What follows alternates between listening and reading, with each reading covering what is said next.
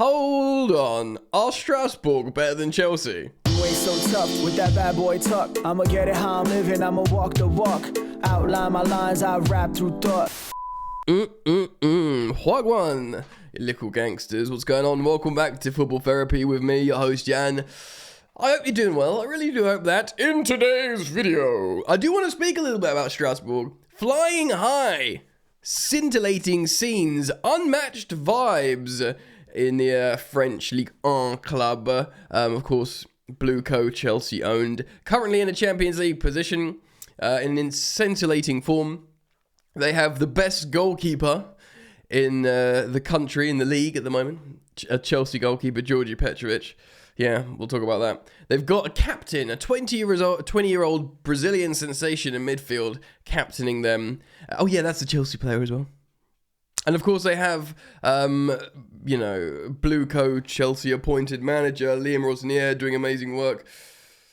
Understandably though, Strasbourg fans should feel conflicted about the Blue Co ownership. Of course, they've protested a lot. We'll get into that as well. Talk about Georgi Petrovic's insane form. But actually, importantly, as well as talking about, the sister club and our players doing well over there, Liam Delap, apparently Man United are really going hard for Liam Delap. Ruben Amorim really wants him. I did a video on the second channel, Football Yannick, if you're interested, where I talk about non-Chelsea football clubs and stories.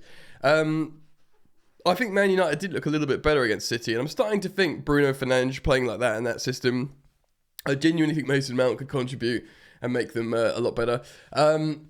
Give them a good striker, give them another signing. They could be a decent team again, trending in the right direction at least. But they need a striker. They do. I looked at Højlund and I was like, nah.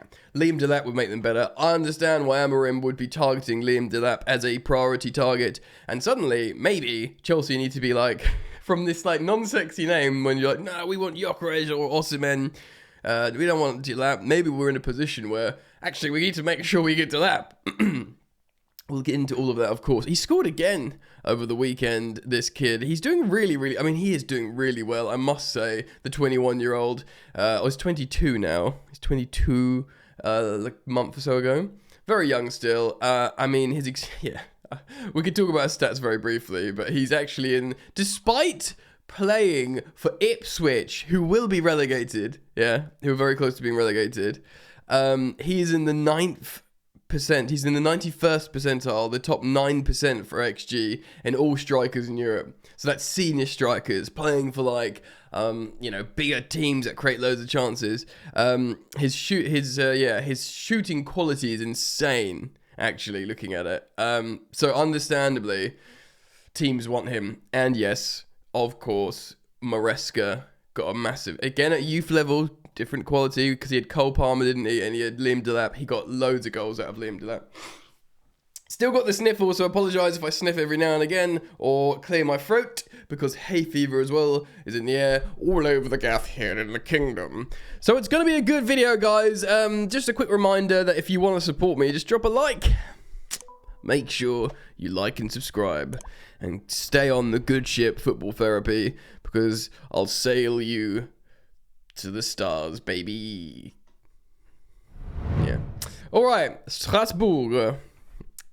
Chelsea-owned French Ligue 1 club Strasbourg currently are in the top 4. They're in the Champions League. Look at that form. Their form was only matched by Paris Saint-Germain, the insanely undefeated behemoth that have already won the French league. 5 out of 5, 5 out of 5. Strasbourg are the talk of the French league. They're above the likes of massive French footballing clubs like Lille, of course, recent, Ligue 1 winners Lille, Nice, and Strasbourg were languishing down the bottom of the table, wondering, are they going to be in a relegation scrap? Currently, not just in Europe, but in a Champions League place. Massive away win last game. Georgi Petrovic, amazing. And Liam Rosenier, not entirely sure how to pronounce it, is doing a superb job. So look, Strasbourg fans, they are in a tricky position because they are having an amazing time. Not only do they love their team, they're connecting with the team, the fans. They are the youngest team in Europe. Chelsea are the second youngest team in Europe. So there's a recurring theme there with the ownership. Sort of shows as well how you can win with do well with youth, overachieve with youth, and of course, they've got good forwards. We've obviously sold them Diego Moreira, the fullback, but we've loaned them Georgi Petrovic and Andre Santos, both of which have been so crucially important for them. Santos' argument for not just maybe the best young midfielder in Liga, but maybe the best midfielder. He's of course captaining Strasbourg, only at 20 years old, as a young midfielder loanee from Chelsea, who's yet to really play for Chelsea as well. So incredible scenes, really. The young manager, he's 40, I believe. Lim Rossinier. Let me just double check. I think he's 40, which of course would make him young. That's young. Yeah, he's 40 years old. And the vibes are unmatched out there at the moment. Like, they're dancing and singing in the dressing room and doing all the social media and the connections there. Now, obviously, you could be like, this is like, as a football, so they're in a tricky position, yeah? Because as a football fan, it's not like, when you have issues with your ownership, there could be a bunch of things, yeah? You could have a Mike Ashley in Newcastle. You could be like, in the same league, PSG, be Qatari owned, state owned, and there could be like, geopolitical stuff with your club being used as a vessel for sports washing, which is a negative thing. And Strasbourg, yeah, whichever way you look at it, their club is being used as a benefit for Chelsea. And that is why, rightly, yeah, a bunch of Strasbourg fans will continue to protest this. And there'll be some that says we'd rather be in Ligue 2 than be owned by Chelsea. And that's not like it's churlish or petulance or whatever. I kind of understand it. The way that I try to think of it is like, imagine, obviously this is a dumb example because it's the same league or whatever. But it's like, imagine if, so Crystal Palace is doing well at the moment. Maybe not Crystal Palace, or I don't know. Say like a Palace or a Brentford, right? You're going to be owned by Chelsea. You get the odd player loaned to you, or which is the way Palace works anyway. But ultimately, it's to make Chelsea better. They'd be like, absolutely not. Screw Chelsea. We've got a better, home support than Chelsea. Yeah. We like sing. We love our club more. We don't want to be like their vessel to make them better. That's what their fans' perspective will be. So you have to understand that. For all these people being like, oh, they're so ungrateful. They're getting all this enjoyment. But the truth is, because they're seeing it at the moment as this is for the greater good of Chelsea, maybe after a while, they'll be like, actually, this can work. Sure, like, the players come to us to get better, but it's almost like, say they had a really good player and they were going to be sold to that player wanted to leave and go to a bigger club, or a club that's playing in the Champions League. They will just get paid more money because it's a bigger stadium club, yada yada yada. How bad is it for them going to Chelsea than going to a PSG in their own league or something like that? There will come a point where they think, okay, actually, Chelsea picked us up when we're here, and we've not just gone here and we're owned by Chelsea, we're sustainably up here. There'll come like a sort of philosophical, existential moment for Strasbourg fans when they think, actually, the club's earning more revenue, we're buying better players, we're winning more games, we're now going in European tours, and this seems like sustainable. And actually, it's a two-way thing. So we're, helping Chelsea in terms of we'll give them the old player, we'll take loans off them. And look, they shouldn't look at the loan of Georgi Petrovic and Andre Santos and think, well, this is just negative, this is a tease. Because Andre Santos was there for 18 months. That's like a short contract. Do you know what I mean? Georgi Petrovic will come back to Chelsea. But if he gets them in the Champions League, then they're not going to reflect negatively off that 12-month loan, are they? They're going to be like, God, thank God Chelsea lent us Georgi Petrovic for because suddenly they can attract better players because they've qualified for the Champions League. So there will come a moment when they think, actually, they're not asset stripping us. They're putting money into us, but they're putting money into us so it can help Chelsea. Like, if they can come to terms with, actually, this is an exchange that helps them as well. And again, it's not PSG in the same league. That's against the rules. But, that obviously that would be like a sort of unfathomable situation. But I just do wonder. I'm not telling them to not be upset. I could totally understand because that will never go away. You know, it's like is it Girona that's owned by Man City, or whatever. You know, so like the multi-club model is always going to be distasteful for a multitude of reasons. I mean, it's benefiting Chelsea at the moment. It's benefiting Strasbourg. That's what's happening at the moment. If that's sustainable and that continues, will they be put in a position where they go, all right, let's keep this going, and you know, let's take that blue co out, banner down. We'll see. You know, we'll see, because they could have been relegated. There's two things to consider here. One, they might have been relegated into Ligue 2, and two, they needed money. They were in a financially distressed situation, and they needed money. And of course, Blue Co, Chelsea come along and give them that money, give them these players, and now they're in the top four. It's not as simple as that, of course. There's a fundamental, like, philosophical question of, do you want to be owned by another team? But I just wonder, will they get to the point where they go, actually, let's make this work? Right, speaking of Georgi Petrovic, we know Andre Santos has been insane, but this Georgi Petrovic form has to be looked at. Look above my head. Look at this. Look at this insane form. These last 5 games. I mean, and beyond, he's been like amazing. Just this part of the season, he's really grown. He's never been bad. He's never been bad all season, but now bro has gone freaking super saiyan.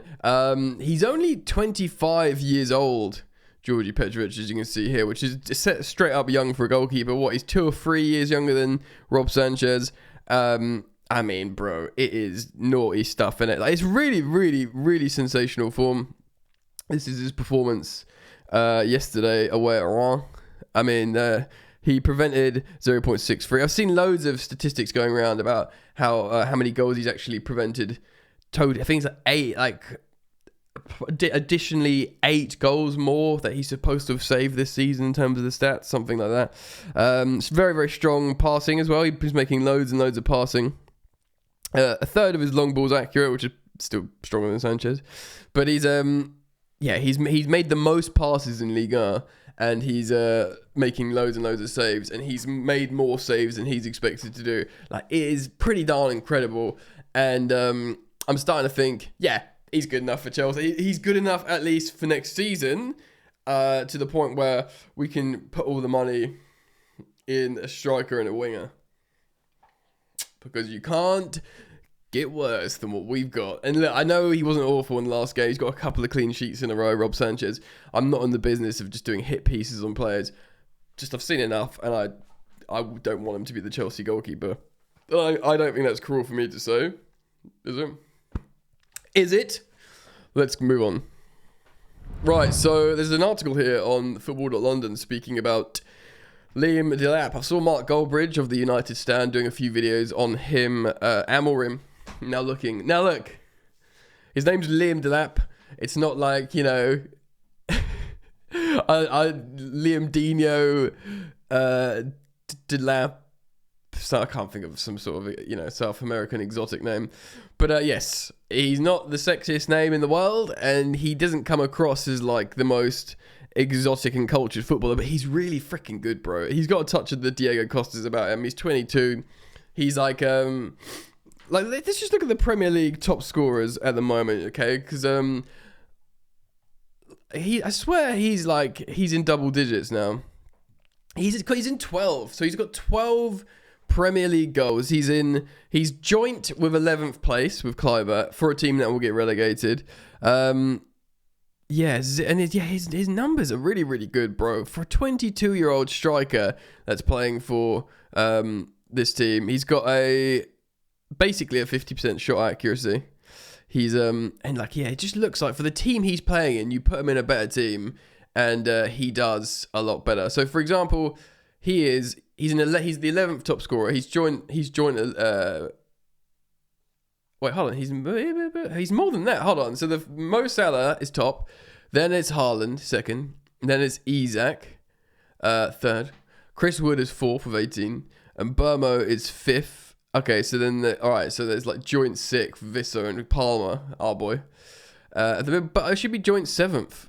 So he's like joint 8th top scorer in the league. You know, ahead of the likes of Brennan Johnson, but ahead of Luis Diaz, Raul Jimenez, who's playing for a team in Fulham that will, you know, do much, much better. Of course, more than Nico Jackson, Kai Havertz, more than Bruno Fernandes, more than Joao Pedro, you know, Morgan Rogers, Bowen, like really good players. Jody Gakpo, Muniz as well.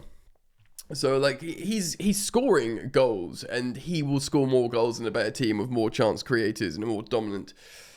And he's just a proper number 9.